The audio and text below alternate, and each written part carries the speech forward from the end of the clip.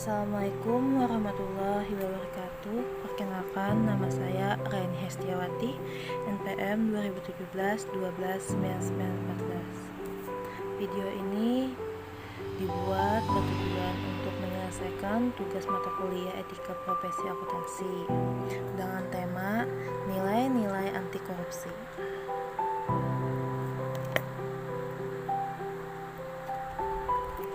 Apa itu tindak pidana? Tindak pidana adalah suatu perbuatan yang diancam dengan pidana oleh undang-undang, bertentangan dengan hukum, dilakukan oleh seseorang yang mampu bertanggung jawab. Apa itu korupsi? Korupsi berasal dari bahasa Latin corruptio dan corruptus, yang berarti kerusakan atau kebobrokan. Dalam bahasa Yunani, corruptio perbuatan yang tidak baik, buruk, tidak bermoral, yang menyimpang dan dari kesucian, melanggar norma-norma agama, material, mental, dan umum.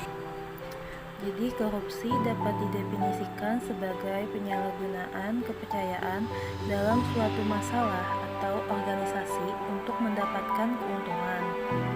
Kenapa sih ada tindakan korupsi? Karena dapat terjadi karena tidak ada nilai-nilai anti korupsi dalam diri sendiri.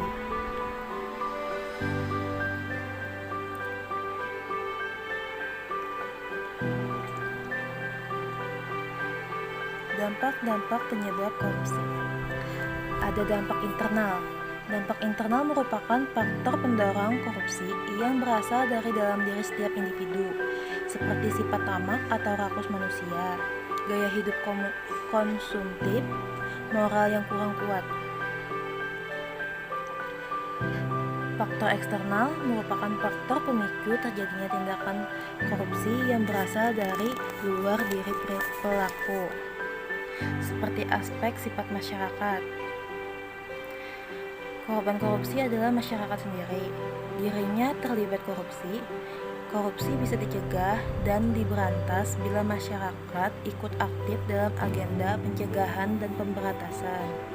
Ada aspek politis, kepentingan politis, meraih dan mempertahankan kekuasaan.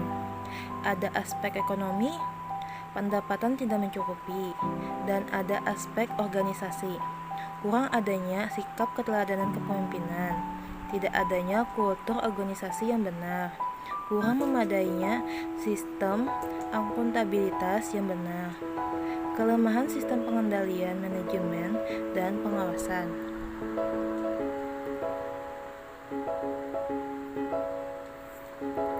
Dampak korupsi. Pertama, dampak ekonomi. Tindakan korupsi akan menghambat jalannya kegiatan perekonomian di suatu negara karena para pelaku ekonomi akan merasa dirugikan dan enggan melakukan kegiatan ekonomi, sehingga akan berdampak pada perkembangan ekonomi suatu negara dan menimbulkan banyak permasalahan di sektor perekonomian seperti penurunan produktivitas dan lambatnya pertumbuhan ekonomi, rendahnya kualitas barang dan jasa produksi bagi publik, menurunnya tingkat pendapatan suatu negara, dan menurunnya kepercayaan dari para inspektor.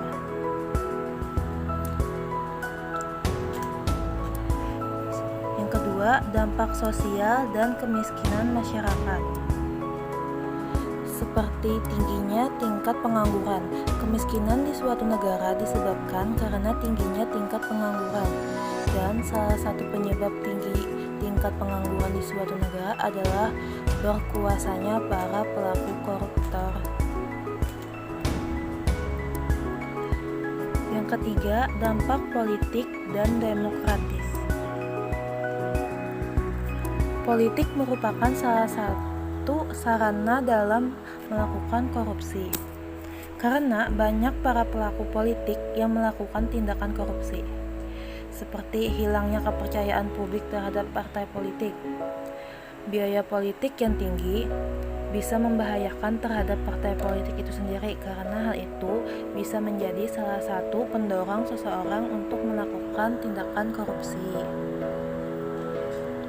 Yang keempat, ada dampak terhadap penegakan hukum. Dari aspek penegak hukum akan berdampak seperti ketidakpercayaan publik terhadap lembaga hukum, lemahnya alusita dan SDM, lemahnya garis batas negara. Kelima, dampak terhadap pertahanan dan keamanan. Dari dampak pertahanan dan keamanan menimbulkan dampak lemahnya alusita dan SDM. Banyaknya anggaran yang dikeluarkan pemerintah untuk menciptakan alusita yang canggih tidak menjamin keamanan suatu negara karena banyaknya pejabat pemerintah yang korupsi terhadap anggaran tersebut. Dan terakhir, dampak kerusakan lingkungan. Dari itu bisa menurunnya kualitas lingkungan. Lingkungan yang baik tercipta karena adanya infrastruktur yang baik pula. Namun, akibat dari pejabat pemerintah yang melakukan korupsi dengan penyelewengan anggaran untuk pembangunan infrastruktur, maka kualitas suatu lingkungan akan menurun karena infrastruktur yang dimiliki lingkungan tersebut tidak memadai. Ini ada 9 nilai-nilai anti korupsi. Selanjutnya akan saya jelaskan satu persatu dari 9 nilai-nilai anti korupsi ini. Nilai-nilai anti korupsi yang akan saya bahas meliputi kejujuran, peduli, mandiri, disiplin, tanggung jawab, kerja keras, sederhana, adil, dan berani. Nilai-nilai inilah yang akan mendukung prinsip-prinsip anti korupsi untuk dapat dijalankan dengan baik. Yang pertama, jujur. Kejujuran dapat didefinisikan sebagai lurus hati, tidak berbohong, dan tidak curang. Jujur adalah salah satu sifat yang sangat penting bagi kehidupan mahasiswa. Tanpa sifat jujur, mahasiswa tidak akan dipercaya dalam kehidupan sosial. Nilai kejujuran dalam kehidupan kampus yang diwarnai dengan budaya akademik sangatlah diperlukan.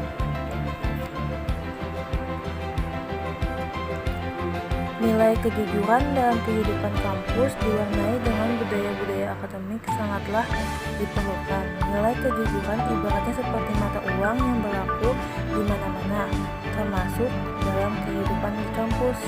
Jika mahasiswa tersebut melakukan tindakan yang tidak jujur, baik pada lingkungan akademik maupun sosial, maka selamanya orang lain akan selalu merasa ragu untuk mempercayainya. Sebagai akibat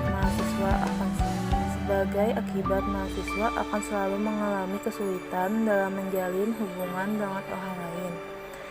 Hal ini juga akan menyebabkan ketidaknyamanan bagi orang lain karena selalu merasa curiga terhadap mahasiswa tersebut yang terlihat selalu berbuat curang atau tidak jujur. Selain itu, jika seorang mahasiswa pernah melakukan kecurangan atau kebohongan, akan sulit untuk dapat memperoleh kembali kepercayaan dari mahasiswa lain. Yang kedua, peduli. Kepedulian adalah memperhatikan dan menghiraukan. Nilai kepedulian sangat penting bagi seorang mahasiswa dalam kehidupan di kampus dan di masyarakat. Sebagai contoh pemimpin masa depan, seorang mahasiswa perlu memiliki rasa kepedulian terhadap lingkungannya, baik lingkungan di dalam kampus maupun di luar kampus. Rasa kepedulian seseorang mahasiswa harus mulai ditumbuhkan sejak berada di dalam kampus. Oleh karena itu, upaya untuk mengembangkan sikap peduli di kalangan mahasiswa sebagai subjek didik sangat penting.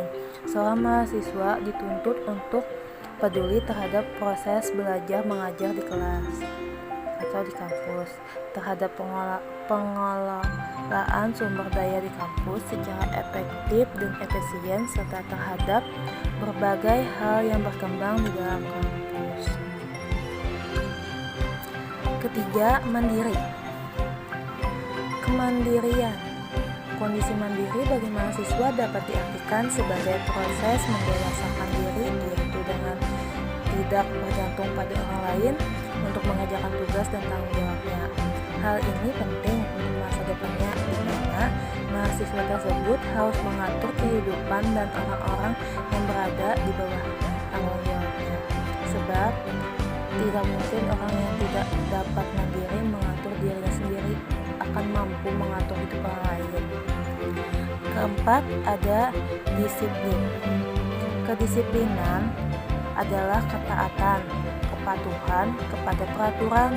Dalam mengatur kehidupan kampus, baik akademik maupun sosial, mahasiswa perlu hidup disiplin. Hidup disiplin tidak berarti harus hidup seperti pola militer di barak militer, namun hidup disiplin bagi mahasiswa adalah dapat mengatur dan mengelola waktu yang ada untuk dipergunakan dengan sebaik-baiknya untuk menyelesaikan tugas baik dalam lingkungan akademik maupun sosial kampus.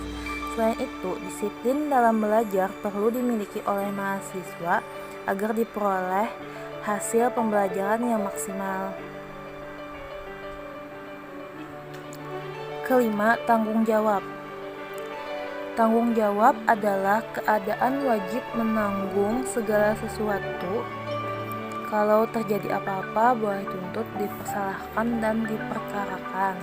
Mahasiswa adalah sebuah status yang ada pada diri seseorang yang telah lulus dari pendidikan terakhir yang berkelanjutan menjalankan pendidikan dalam sebuah lembaga yang bernama universitas ataupun sekolah tinggi. Mahasiswa yang memiliki rasa tanggung jawab akan memiliki kecenderungan menyelesaikan tugas lebih baik dibandingkan mahasiswa yang tidak memiliki rasa tanggung jawab.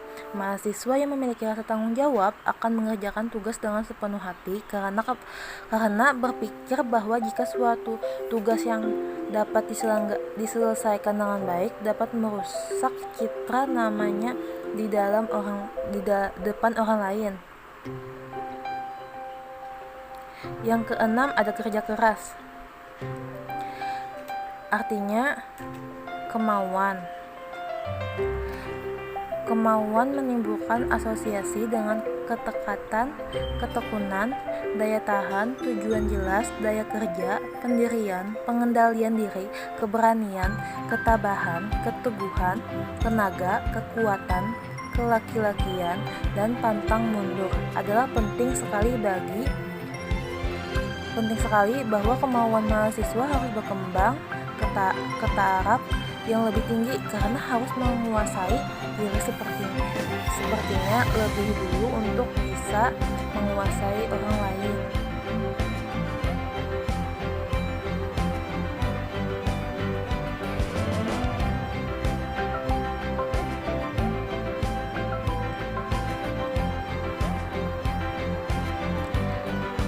Setiap kali seseorang penuh dengan harapan dan percaya, maka akan menjadi lebih kuat dalam melaksanakan pekerjaannya.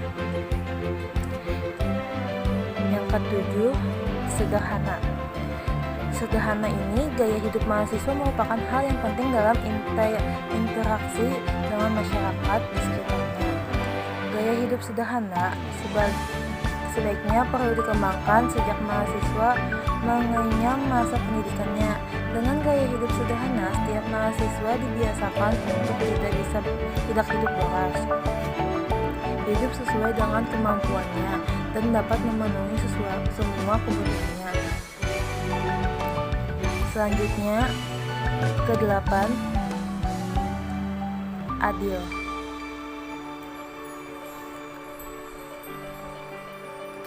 Berdasarkan arti katanya, adil adalah sama berat, tidak berat sebelah, tidak memihak. Bagi mahasiswa, karakter adil ini perlu sekali dibina sejak masa perkuliahan agar mahasiswa dapat belajar mempertimbangkan dan mengambil keputusan secara adil dan benar. Di dalam kehidupan sehari-hari, pemikiran-pemikiran sebagai dasar pertimbangan untuk menghasilkan keputusan atau akan terus berkembang seiring dengan pengalaman dan pengetahuan yang dimiliki seseorang. Terus yang terakhir, berani. Jika kita temui di dalam kampus, ada banyak mahasiswa yang sedang mengalami kesulitan dan kekecewaan. Meskipun demikian, untuk menumbuhkan sikap keberanian, mahasiswa dituntut untuk tetap berpegangan teguh pada tujuan. Terkadang mahasiswa tetap diberikan pekerjaan-pekerjaan yang sukar untuk menambah sikap keberaniannya. Ini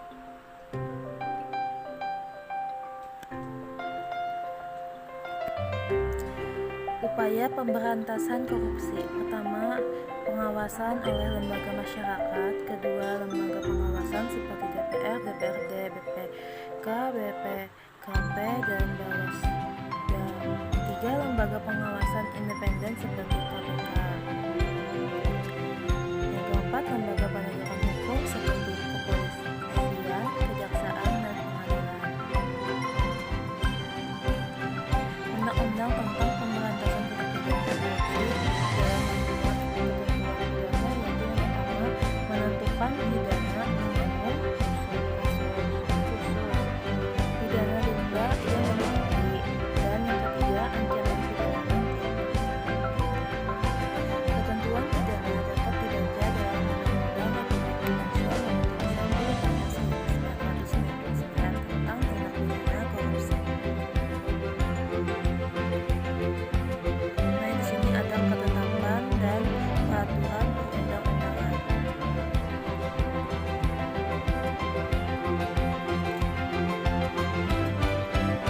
Undang-Undang Pemberantasan Tindak Pidana merupakan peraturan pemerintah untuk pemberantasan korupsi yang berlaku di Indonesia adalah Undang-Undang Nomor 20 Tahun 2001 yang sering disebut Tipikor.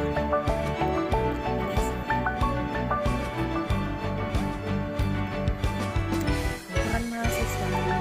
Mahasiswa sebagai agen perubahan, sebagai kelompok yang mampu menyuarakan kepentingan rakyat, diharapkan mampu menjadi barisan terdepan yang menentang adanya korupsi.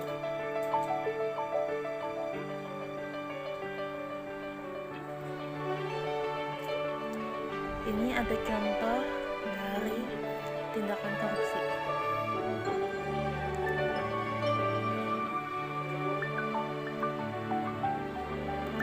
Komitmen integritas. Saat Anda telah mencapai kesadaran anti korupsi secara menyeluruh dan utuh, maka hal tersebut tidak hanya sampai menjadi semangat, namun akan terus bergerak hingga menjadi komitmen integritas. Anda sudah melangkah lebih jauh, bukan sekadar menghindar, namun mencari solusi terhadap fenomena korupsi.